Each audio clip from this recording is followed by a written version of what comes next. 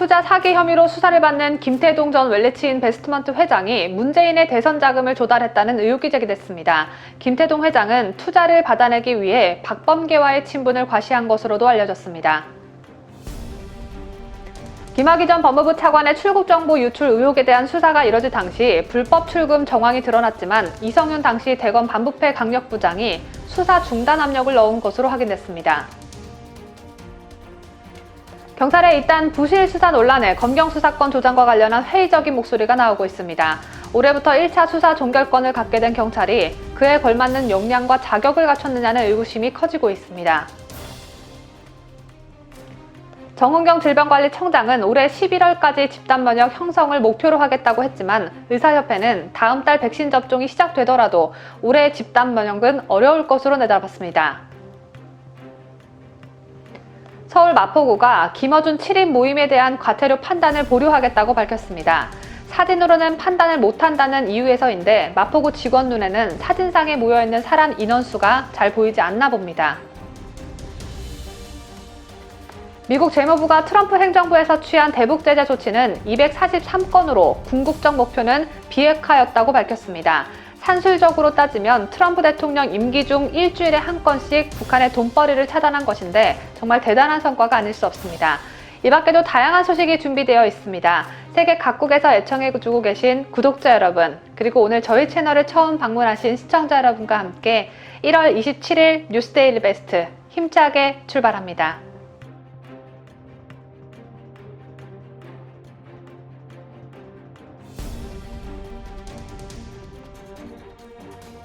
시청자 여러분 안녕하십니까? 뉴스 데일리 베스트 민앵커입니다. 결국 청문보고서 채택이 불발된 박범계 법무부 장관 후보자를 두고 법조계에서는 물론 국민들의 비판 여론이 강하게 불거지고 있습니다. 추미애 장관에 이어 더불어민주당 당적을 보유한 법무부 장관이란 비판과 함께 취임 후 법무부 장관이 아닌 여당의 삼선 의원 박범계로 활동하며 중립성을 훼손, 법치주의를 흔들 것이란 우려도 거세지고 있는데요. 역대 정부는 좌파와 우파를 막론하고 중립성이 강한 인사를 법무부 장관에 기용해야 했지만 유독 문재인 정부는 조국과 추미애에 이어 박범계 의원을 잇따라 기용하면서 검찰을 장악하려는 시도를 멈추지 않고 있습니다. 이런 배경 속에 소위 검찰개혁을 마무리한다며 무리수를 두어 오히려 추미애보다 박범계가 더 나쁜 장관이 될 수 있다는 우려가 법조계 일각에서 일고 있다고 하는데요. 이런 와중에 박범계를 법무부 장관에 앉히려다 자칫 문재인이 다치게 생겼습니다. 자, 먼저 사진 한 장을 보여드리겠습니다. 여러분 보시기에 가장 왼쪽에 있는 사람은 문재인의 사람으로 알려진 전해철 행안부 장관입니다. 그리고 그 옆에 가운데 있는 사람이 김태동 웰리치 인베스트먼트 회장인데요.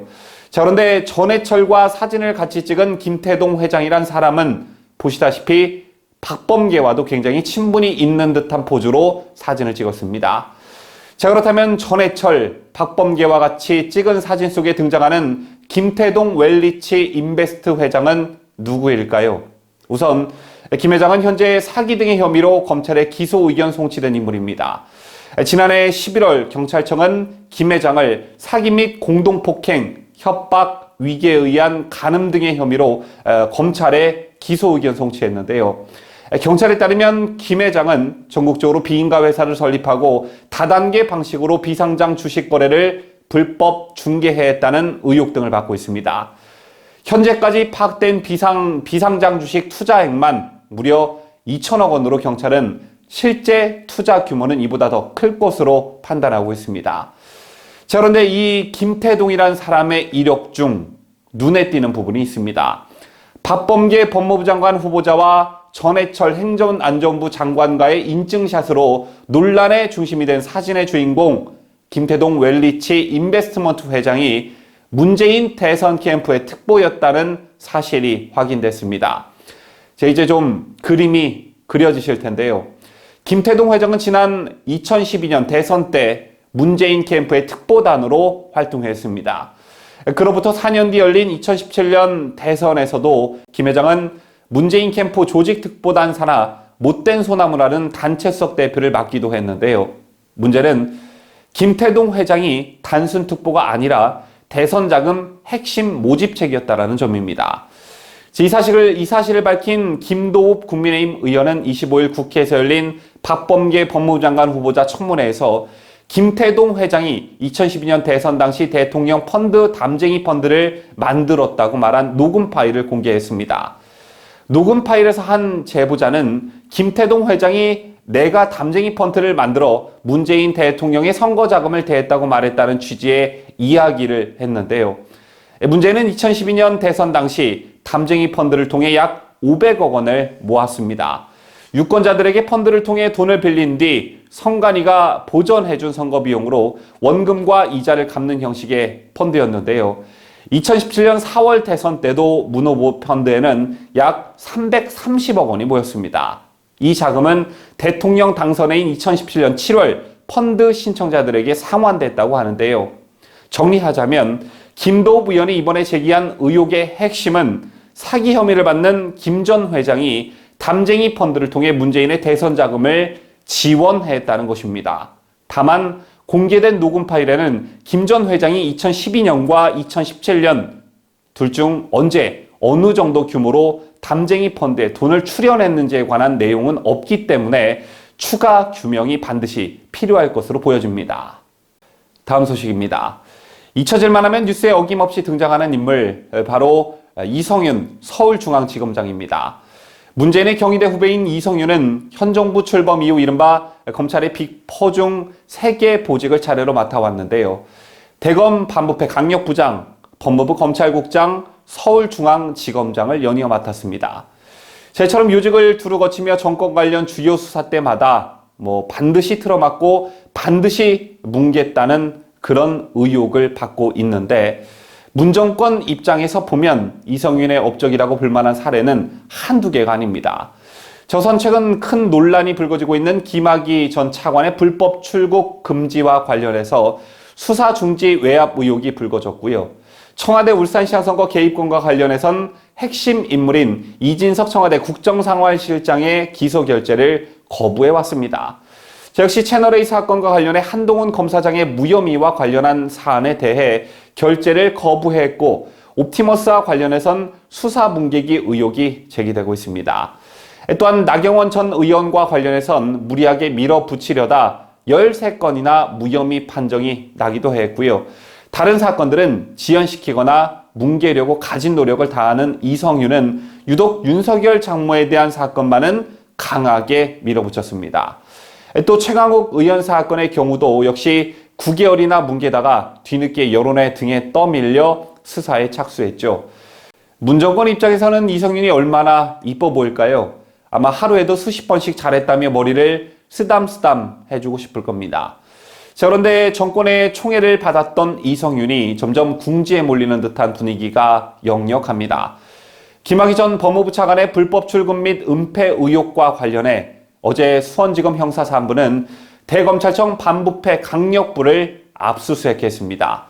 수사팀은 김 전 차관 출금 당시인 2019년 수원지검 안양지청이 김 전 차관에 대한 불법 출금 혐의를 확인하고 수사를 확대하려 했지만, 당시 대검 반부패 부장이었던 이성윤 서울중앙지검장의 저지로 무산됐던 정황을 확인하기 위해 압수수색을 한 것으로 전해졌는데요. 당시 대검 반부패 부장이었던 이성윤이 과연 어떤 짓을 저지른 것일까요? 관련 소식 강추천 기자가 보도합니다. 수원지검 안양지청은 2019년 4월 대검 반부패부를 통해 법무부로부터 김학의 전 차관에게 출국 정보를 유출한 혐의로 공익법무관 2명과 신원을 알 수 없는 법무부 출입국 직원들에 대한 수사 의뢰를 받았습니다.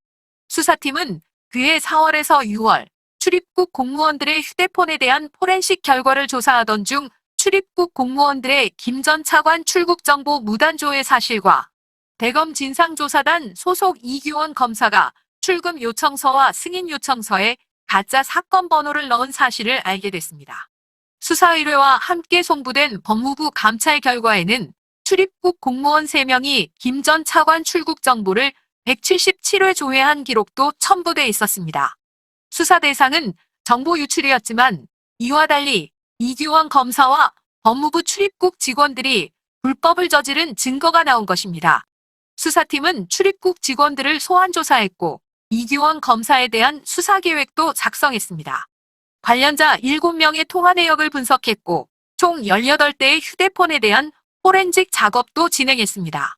하지만 수사팀은 그 무렵 대검과 법무부 등 여러 경로에서 수사를 중단하라, 수사 의뢰를 받은 정보 유출로 수사를 한정하라는 압력을 받았습니다. 특히 대검 반부패부로부터 법무부 출입국 직원에 대한 통화 경위를 보고하라는 요구까지 받았습니다. 당시 이성윤 검사장이 직접 연락하지는 않고 반부패부 핵심 간부를 비롯한 여러 경로로 이 같은 요구가 전달되어 왔다고 하는데요. 그러나 이성윤 검사장 결정 없이 이들 간부들이 수사 중단 요구를 하는 것은 불가능하다는 게 법조계의 일반적인 해석입니다. 이 같은 의혹을 밝히기 위해 단행된 압수수색에서 이성윤 지검장의 관여 정황이 나올 경우 당시 수사 무마를 지시했던 윗선으로 수사가 확대될 것이라는 전망이 나오고 있습니다. 자유대한민국을 수호하는 유대배 강추천입니다. 올해부터 1차 수사 종결권을 갖게 된 경찰. 하지만 경찰의 이딴 부실 수사 논란에 검경 수사권 조정과 관련한 회의적인 목소리가 벌써부터 흘러나오고 있죠. 경찰의 수사 역량이 커진 권한에 못 미친다는 평가가 지배적입니다. 경찰이 문제가 없다고 덮은 사건이 검찰 법원으로 넘어가면서 실체가 드러나는 일이 거듭되고 있는데요. 박원순 전 서울시장 성추행 사건, 양부모 학대로 숨진 정인이 사건, 이용구 법무부 차관 음주 폭행 사건 등 굵직한 수사에서 경찰은 번번이 부실 수사 논란에 휩싸였습니다. 때문에 이 같은 피해가 고스란히 국민들에게까지 전가될 것이다 라는 우려가 나오고 있습니다. 관련 소식 강혜국 기자가 보도합니다. 올해부터 1차 수사 종결권을 갖게 된 경찰이 그에 걸맞은 역량과 자격을 갖췄느냐는 의구심이 커지는 분위기입니다. 검경 수사권 조정에 따라 경찰이 혐의점이 발견되지 않는다고 판단하면 사건이 그대로 종결될 수 있는데요. 문제는 경찰에게 새로 주어진 권한만큼 관련 전문성이 확보됐느냐입니다. 이와 관련해 변호사 A씨는 기소나 불기소 여부를 판단하려면 법률 전문성이 있어야 한다며 당장 관련 역량을 갖춘 일선 경찰이 몇 명이나 되는지 모르겠다고 말했습니다. 일부 변호사는 경찰의 법리를 설명해주기 위해 법령과 판례 등을 첨부하느라 일이 늘었다고 전했습니다. 변호사 B씨는 업무방해죄는 위험이 초래될 가능성만 있어도 처벌이 가능한 위헌법인데 관련 사건을 맡은 경찰이 이를 모르고 있어 당황한 적이 있다고 경험담을 전했습니다. 또 다른 변호사 C씨는 담당 경찰관의 사건 처리에 문제가 있다고 판단해 이의를 제기했는데도 전혀 받아들여지지 않아 어쩔 수 없이 검찰에 의견서를 제출했다고 했습니다. 올 들어 경찰이 고소 사유가 안 된다는 등의 이유를 대며 고소 고발장을 받지 않으려 한다는 주장도 나오고 있습니다. 경찰이 업무 부담 등을 이유로 수사 의뢰를 일단 반려한 정황이 곳곳에서 포착되고 있다는 후문인데요. 변호사 C씨는 이달 초 한 경찰 수사관이 사건을 따져보기도 전에 피고 소인에게 웬만하면 돈을 주고 합의하라고 한 사례가 있었다며 사건을 제대로 검토하지 않고 합의를 종용하는 것은 매우 부적절하다고 말했습니다. 이렇다 보니 법조계는 물론 경찰 내부에서조차 경찰 역량 강화가 가장 시급하다는 목소리가 커지고 있습니다. 경찰의 수사 역량이 커진 권한에 못 미친다는 평가가 지배적인 가운데 그 피해가 고스란히 국민들에게 갈 것이란 우려도 나오고 있습니다. 자유대한민국을 수호하는 뉴스데일리 베스트 강혜국입니다. 코로나 바이러스 백신 접종이 전 세계 곳곳에서 시작한 가운데 이스라엘이 가장 빠른 접종 속도를 보이고 있다는 소식 이미 접하셨을 텐데요. 외신들은 빠른 속도의 배경으로 발빠른 백신 확보와 공공의료 시스템을 활용한 접종자 확보, 백신 물류 세분화 등을 꼽고 있습니다.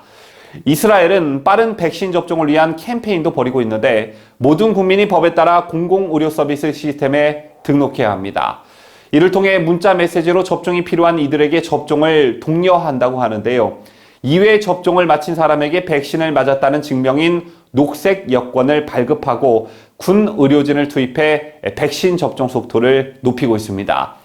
영하 70도에서 보관하는 백신을 선정물 단계에서부터 빠르게 세분화해 지역 곳곳에 보급하는 게 속도를 높인 주요 원인으로 평가되고 있습니다.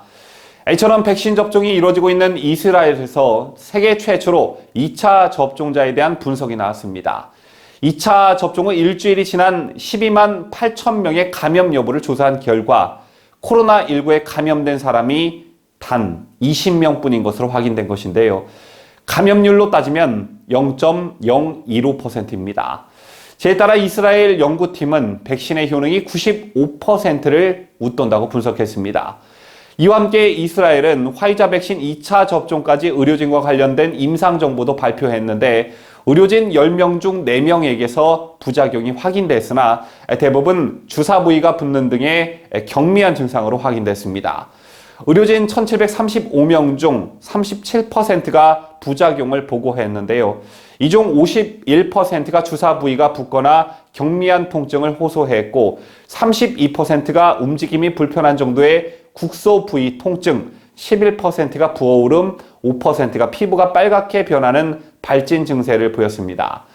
결론적으로 0.28%만 병원 방문이 필요한 정도의 부작용을 보였다고 이스라엘 병원 관계자는 밝혔습니다. 아직 저희 채널을 구독하지 않으신 분 계시다면요. 구독 버튼 꼭 눌러주시고요. 알람 설정도 부탁드립니다.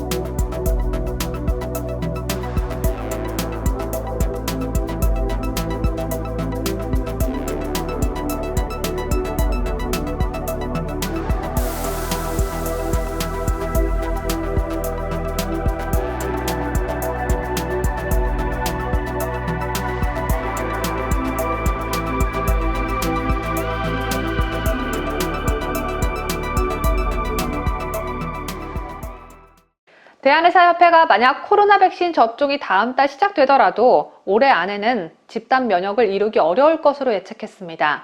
앞서 정은경 질병관리청장은 올해 11월까지 집단 면역 형성이 목표라고 말한 바 있죠. 전문가들의 예측대로라면 정은경 청장의 목표는 단순히 희망사항으로만 끝날 듯합니다. 정부와 의료계는 26일 충북 청주시에 위치한 질병관리청에서 코로나 백신 의정공동위원회 1차 회의를 열고 코로나 백신 접종을 위한 협력 방안을 논의했습니다. 이 자리에 참석한 최대집 의협회장은 올해 중 집단 면역 형성은 현실적으로 쉽지 않다고 말했습니다. 접종 후 부작용 사례가 발생하면 백신에 대한 국민적 불신이 커져서 접종률이 낮아질 수 있다는 것입니다. 실제로 정치에 전혀 관심 없는 제 친구들도 이미 정부가 확보한 백신은 믿을 수가 없다며 백신을 죽어도 맞지 않을 거라는 입장입니다. 최대집 회장은 또 동아일보와의 인터뷰에서 코로나를 종식시키기 위한 확실한 수단은 백신이라며 다만 올해 집단 면역 형성에 실패할 경우에 대비해 올해 접종한 사람이 내년에 재접종할 분량까지 백신을 확보해야 한다는 의견을 정부에 전달했다고 설명했습니다. 이와 함께 백신 접종 후 사망 사례가 나올 경우 인과관계를 따지지 않고 보상금을 지급해 국민 불안을 덜어줘야 한다고 정부에 요청했습니다. 최 회장이 무리한 요청을 하셨네요. 정부는 사망 사례가 나올 경우 묻지도 따지지도 않고 자신들이 선택한 백신 탓이 아니라고 바득바득 우길 텐데 말입니다. 서울 마포구가 마스크를 입이 훤히 보이게 내리고 7인 모임을 가진 김어준에 대한 과태료 부과 여부를 미루기로 하면서 이중잣대 논란이 일고 있습니다. 마포구는 김어준의 5인 이상 집합금지 위반 여부는 사진만으로는 판단하기가 어렵다며 서울시 등 상급 기관의 질의회신을 통해 신중히 검토한 후 처리하겠다는 입장입니다. 7명이 오순도순 모여 앉아 이야기꽃을 피우고 있는 모습이 사진상으로 명확히 나오는데 마포구는 사진으로 판단하기가 어렵다네요. 26일 마포구에 따르면 마포구는 이날까지 김어준이 방역수칙을 위반했다는 시민의 제보에 대한 민원에 답변해야 합니다. 하지만 마포구는 판단이 어렵다며 이 답변을 기일 내에 하지 못하겠다고 선포한 것입니다. 마포구는 26일 중으로 서울시에 질의를 요청한 뒤 최대한 빠른 회신을 받아 신중히 검토한 후 법령 지침에 따라 처리할 예정이라고 말했습니다. 서울시가 마포구에 어떤 답변을 할지 귀추가 주목됩니다.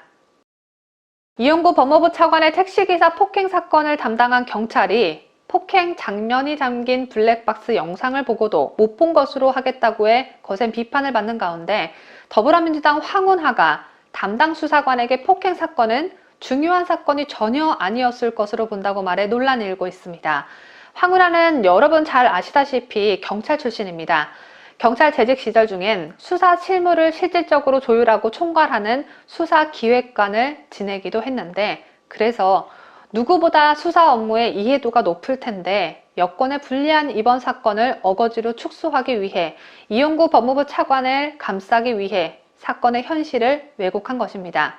폭행 사건에서 폭행 장면이 찍힌 영상은 수사에 있어서 그 무엇보다도 중요한 증거이고, 또 수사관이 이 사건은 중요한 사건, 저 사건은 중요하지 않은 사건, 이렇게 구분지어서도 안 되겠죠.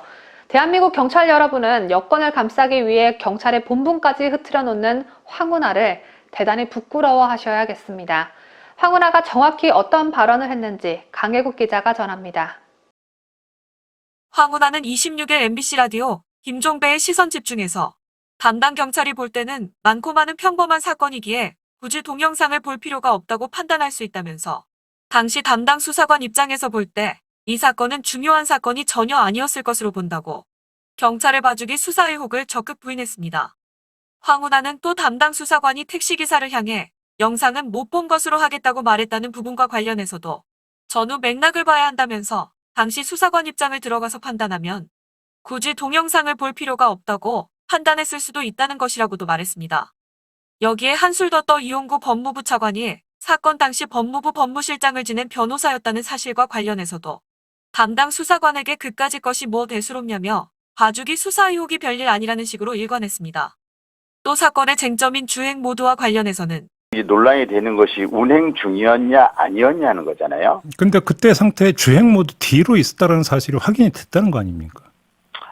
아니 이제 뒤로 있었느냐 뭐 피해 있었느냐라는 것보다도 네. 종합적으로 판단해야 됩니다. 예. 당시 차가 정차한 상태였느냐, 정차한 장소가 어디였느냐, 계속 운행의 의사가 있었느냐, 네. 동영상도 보고 한 번 더 확인해 볼 필요했으면 좀 더 말끔한 처리가 되지 않았겠냐라는 그런 아쉬움이 있을 수 있죠.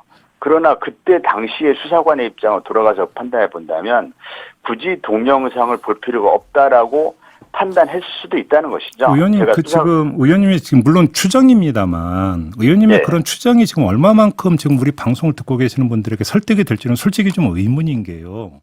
당시 택시기사는 브레이크를 밟은 채 이용구에게 욕설과 폭행을 당한 것으로 알려졌는데, 황운하는 택시가 주행 모드인 드라이브였더라도 택시기사가 브레이크를 밟고 있었으니 정차된 차로 봐야 한다는 주장을 한 것입니다. 제가 여기서 한마디 좀 하겠습니다. 술 취한 승객이 때리는데 황운하 너 같으면 브레이크 안 밟고 계속 달릴 수 있겠니? 사건 축소를 하고 싶으면 좀 지능적으로 해야지. 브레이크를 밟았다는 이유로 주행 중이 아니라는 억지 주장을 펼치려다가 황운하 너는 경찰에 수치가 됐습니다. 황운하가 현재 국회의원 신분이라는 사실도 참 끔찍한데, 이런 자가 과거 경찰이었다는 사실은 더욱 끔찍하네요. 뉴스데일리 베스트 강혜국입니다. 김종철 정의당 대표에게 성추행을 당한 같은 당 장혜영 의원이 성추행 사실을 세상에 알리고 김종철은 대표직에서 사퇴했지만 사건의 전말을 구체적으로 밝히지 않고 있어 궁금증을 자아내고 있습니다. 또한 보통 성추행을 당한 피해자는 그 사실을 알림과 동시에 고소를 하기 마련이죠. 그런데 장 의원은 고소할 의사가 없음을 밝혀서 이목이 더욱 집중됐는데, 급기야 시민단체가 김종철이 대표직에서 물러나는 것만으로는 해결될 일이 아니다라며 형사고발했습니다. 피해자인 장혜연 의원을 대신해서 고발한 것인데, 장 의원은 시민단체에 고맙다고 하기는커녕 강한 유감을 표했습니다. 김종철이 대표에서 물러난 것, 이거 딱 한 가지만으로도 만족한다는 뜻일까요? 보도에 강추천 기자입니다. 장의원 정의당 의원은 26일 자신의 페이스북에 저의 의사에 반하여 가해자를 형사고발한 시민단체에 말씀드린다며, 피해자의 일상회복을 우선한다는 성폭력 대응의 대원칙에 비추어 피해 당사자인 제가 공동체적 해결을 원한다는 의지를 명확히 밝혔음에도 불구하고 저와의 그 어떤 의사소통 없이 일방적으로 저희 의사를 무시한 채 가해자에 대한 형사고발을 진행한 것에 아주 큰 유감을 표한다고 밝혔습니다. 앞서 이날 오전 시민단체 활빈단은 강제추행 혐의로 김종철 전 대표를 서울 영등포경찰서에 고발했습니다. 성범죄는 친고죄가 아니기 때문에 피해자가 아닌 제3자의 고발이 있어도 수사를 개시할 수 있습니다. 홍정식 활빈단 대표는 고소장을 통해 정당 사상 유례없는 공당 대표의 추악한 망동에 당원뿐만 아니라 온 국민이 경악과 충격을 받았다며 사퇴와 직위해제로 끝날 일이 아닌 만큼 성추행 가해자인 피고발인에 대해 엄정한 법의 심판을 받게 해야 한다고 고발의 이유를 설명했습니다.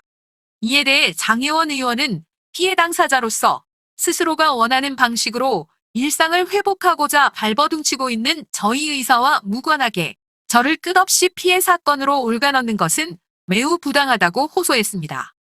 이어 사법 체계를 통한 고소를 진행하지 않기로 결정한 것은 가해자를 위한 것이 아니라 저 자신을 위한 선택이다. 이미 가해자의 시인과 공당의 절차를 통해 제가 겪은 일이 성추행이라는 것이 소명됐다며 제가 왜 원치도 않은 제3자의 고발을 통해 다시금 피해를 지난하게 상기하고 설명하며 그 과정에 필연적으로 수반될 2차 가해를 감당해야 하나라고 따져 물었습니다. 누리꾼들은 이런 장 의원의 반응이 도무지 이해되지 않는다는 반응입니다. 김종철이 다시는 이런 추행을 벌이지 못하도록 검벌에 처할 수 있게 고소 고발에 적극적으로 임해야 하는데 오히려 그냥 넘어가겠다는 장 의원의 속내가 무엇인지 궁금하다는 반응이 지배적입니다. 또 장 의원이 진정 국회의원이라면 자신의 2차 가해만 생각할 게 아니라 다른 여성들이 당할 수도 있는 피해를 사전에 차단하기 위해 법적 조치에 적극적으로 나서야 한다는 지적이 나옵니다. 자신이 받았던 고통을 치유하는 것도 중요하지만 국회의원로서 국민들의 지적을 받아들일 줄 아는 정의로운 정의당 국회의원이 되길 바랍니다. 뉴스데일리 베스트 강추천입니다. 미국 재무부가 도널드 트럼프 대통령 임기 동안 북한과 관련해 발령한 제재 및 주의보 등이 총 243건에 달한다고 발표했습니다. 산술적으로 지난 4년간 트럼프 행정부가 매주 한 건 이상의 대북 제재 조치를 취한 셈입니다. 재무부는 보고서에서 지난 4년여 동안 테러리즘 대응과 금융 첩보 활동을 펴왔다고 강조하며 북한 관련 대응을 가장 먼저 언급했습니다. 북한 정권을 국제금융체제로부터 고립시키는 동시에 본질적으로 북한 비핵화를 달성하기 위한 조치였다는 게 재무부의 설명입니다. 보고서는 대표적 사례로 지난 2017년 미국 금융체제에서 중국 단둥은행을 퇴출시킨 조치를 꼽았습니다. 당시 재무부는 북한 대량 살상 무기 및 탄도미사일 프로그램과 연관된 기업들의 거래를 도운 혐의를 바탕으로 단둥은행에 제재를 가한 바 있습니다. 보고서는 이어 지난 2018년 2월 도입된 해운 운송 및 무역 제한 등의 조치에 대해서도 언급했습니다. 재무부 산하 해외자산 통제실은 당시 북한의 선박 활동을 중단하는 차원에서 관련 해운, 무역회사 등 27곳을 대북 제재 명단에 추가했습니다. 아울러 각국에 대한 개별적 조치 외에 주요 관심 분야로 사이버 분야를 제시하며 관련 대북 조치를 거론했습니다. 실제로 트럼프 행정부는 지난 2019년 9월 북한 해킹그룹 라자루스, 블루로프, 안다리엘 등을 제재 대상으로 지정한 바 있습니다. 재무부는 지난해 12월 발표한 2019년 테러리스트 자산 보고서에선 미국 정부가 동결시킨 북한 자산이 지난 2019년 기준으로 4,444만 달러, 우리 돈으로 약 491억 원이라고 밝히기도 했습니다. 바이든 행정부가 일주일에 한 건씩 꼬박꼬박 북한을 압박한 트럼프 행정부만큼 할 수 있을지 굉장히 궁금해집니다. 지금부터는 미국 정가 소식 전해드립니다. 도널드 트럼프 전 미국 대통령에 대한 탄핵소추안이 현지 시간 25일 하원에서 상원으로 송부됐습니다. 하원의 탄핵소추위원 9명은 이날 오후 트럼프 전 대통령의 내란 선동 혐의를 담은 탄핵소추안을 상원에 전달했는데요. 트럼프 탄핵 정족수는 상원의 3분의 1로 공화당에서 최소 17명 동조자가 나와야 하지만 당내 반대 기류가 강해 가능성은 높지 않습니다. 자, 그럼에도 바이든 대통령은 부결되더라도 탄핵 심판은 열려야 한다며 의지를 보였습니다. 관련 소식 강추천 기자가 보도합니다. 하원의 탄핵소추위원 9명이 트럼프 전 대통령의 내란 선동 혐의를 담은 탄핵소추안을 들고서 의사당을 가로질러 상원에 전달했습니다. 수석 탄핵소추위원인 제이미 레스킨 의원은 상원 회의장 앞에서 탄핵소추의 이유를 밝혔습니다. John Trump engaged in high crimes and misdemeanors by inciting violence against the government of the United States. 트럼프 전 대통령 측은 다음 달 2일까지 입장을 표명하고 상원의 본격적인 탄핵 심판은 이르면 9일 시작됩니다. 헌법재판소가 탄핵소추안을 심판하는 우리나라와 달리 미국에선 상원이 형사재판 절차를 준용해 진행합니다. 하지만 트럼프 대통령 탄핵정 족수는 상원의 3분의 1로 공화당서 최소 17명의 동조자가 나와야 하지만 당내 반대 기류가 강해 가능성은 높지 않습니다. 2012년 공화당 대선 후보였던 롬니 의원은 탄핵에 찬성하고 있지만 대부분의 공화당 상원 의원은 퇴임한 전직 대통령을 탄핵할 권한이 없다며 탄핵 심판 자체에 반대하고 있습니다. 미치 맥코널 상원 원내대표는 명확한 반대 의사를 표명했던 첫 번째 탄핵 때와는 달리 이번에는 모든 가능성을 열어놓고 있습니다. 한편 바이든 대통령은 그래도 탄핵 심판이 열려야 한다고 말한 것으로 전해졌습니다. 자유대한민국을 수호하는 유대배 강추천입니다. 바이든은 취임식에서 내 모든 영혼을 미국을 통합하는 데 쓸 것이라고 강조한 바 있죠. 자, 그런데 아직도 트럼프를 지지하는 미국인들이 많은 상황에서 탄핵을 밀어붙이는 게 과연 자신이 말한 미국을 통합하는 길인지 또 다른 갈등과 사회적 혼란을 야기시키는 건 아닌지 좀 신중히 생각해야 할 필요성이 있어 보입니다. 앞서 보도해드린 대로 탄핵소추안이 상원으로 넘어온 날 도널드 트럼프 전 미국 대통령은 전직 대통령실을 공식 오픈했습니다. 트럼프 전 대통령이 퇴임 후 머물고 있는 미국 플로리다주 판비치에 마련된 전직 대통령실은 미국의 이익을 증진하는 활동에 거점 역할을 하게 될 것이라고 밝혔는데요. 전직 대통령실은 이날 보도자료를 내고 향후 트럼프 대통령의 공개서한, 대국민담화, 외부 활동, 공식 활동 등을 관리한다고 밝혔습니다. 그러면서 전직 대통령실은 트럼프 대통령은 언제나 그리고 영원히 미국 국민의 챔피언이 될 것이라고 덧붙였습니다. 트럼프 최측근인 스티븐 밀러 전 백악관 선임 보좌관은 한 언론에 플로리다가 미국을 다시 위대하게 운동의 새로운 본부가 될 것이라고 밝힌 바 있습니다. 미국의 현지 매체 워싱턴 이그제미너는 트럼프가 백악관에서 근무했던 젊은 직원 5명을 판비치로 데려왔다고 전하기도 했습니다. 이번 미국 대선에서 논란의 중심에 섰던 전자개표기 회사인 도미니언 보팅 시스템이 워싱턴 DC 연방지방법원에 줄리아니 전 시장이 회사의 명예를 훼손했다며 13억 달러, 우리 돈 약 1조 4천억 원의 배상을 요구하는 소송을 냈습니다. 도널드 트럼프 전 대통령의 개인 변호사인 줄리아니 전 시장은 지난해 미 대선 조작 의혹을 제기하는 과정에서 도미니언사의 개표기를 문제 삼아 왔는데요. 도미니언 측은 107쪽짜리 분량의 고소장에서 줄리아니의 근거 없는 의혹 제기에 회사의 명예가 실추된 것은 물론 직원들까지 살해 협박까지 받았다고 밝혔습니다. 앞서 도미니언은 자사의 소프트웨어가 베네수엘라의 전 독재자 우고 차베스와 관련됐다고 주장한 트럼프 대선 캠프 측 변호사 시드니 파월에도 13억 달러 규모의 소송을 제기한 바 있습니다. 국민의힘이 보궐선거 예비경선 공식 주자를 확정했습니다.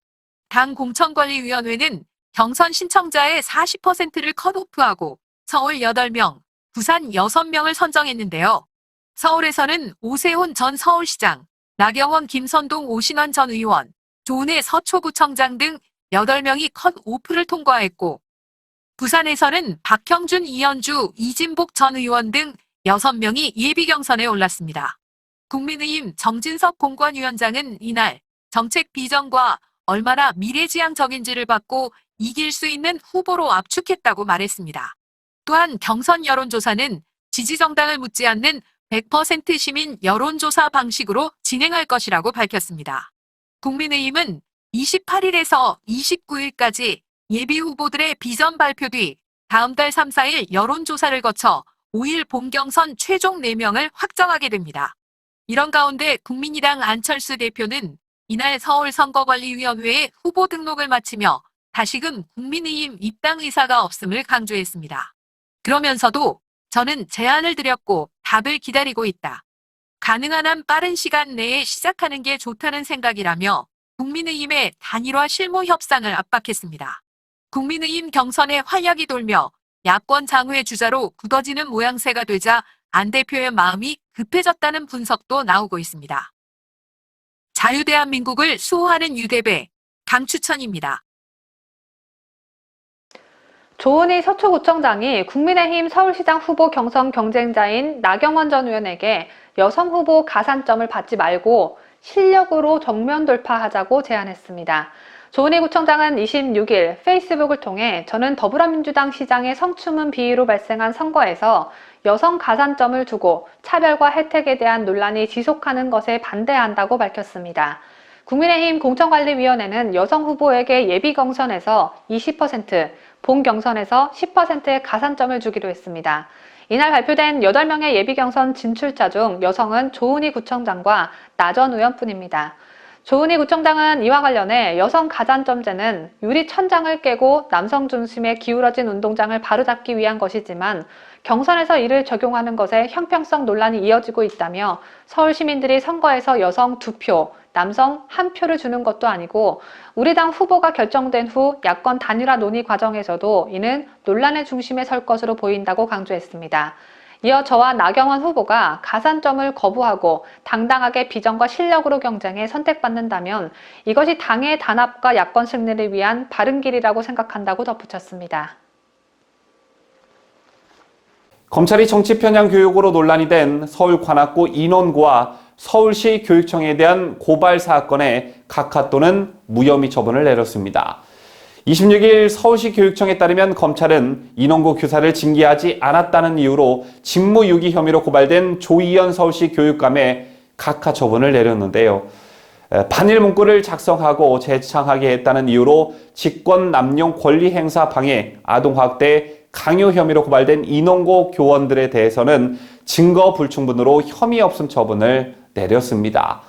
인원고 논란은 2019년 교내 마라톤 행사에서 일부 교사가 학생들에게 반일 구호를 외치도록 강요하고 수업 시간 중 조국 전 법무부 장관에 대해 비판적 의견을 낸 학생들에게 면박을 주는 일이 공개되면서 불거졌습니다.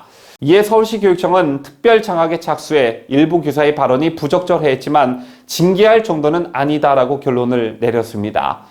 자, 이후 일부 학생들이 교사가 교육활동 중 정치 편향적 발언과 지도를 했다고 문제를 제기하고 자유법치센터 등 우파 단체가 교육청의 특별 장학 결과 발표에 반발했습니다.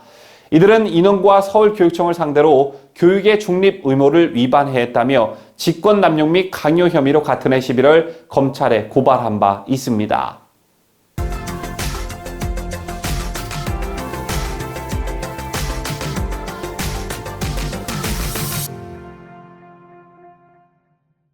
이상으로 저희가 준비한 뉴스를 모두 마치도록 하겠습니다. 지금까지 저는 뉴스데일리 베스트 민앵커였고요. 저는 내일도 알찬 소식을 가지고 이 자리에서 여러분들을 기다리고 있겠습니다. 끝까지 시청해주신 여러분 대단히 감사합니다. 뉴스데일리 베스트는 구독자 여러분의 소중한 구독료를 운영합니다. 여러분의 자발적 구독료 참여를 기다립니다.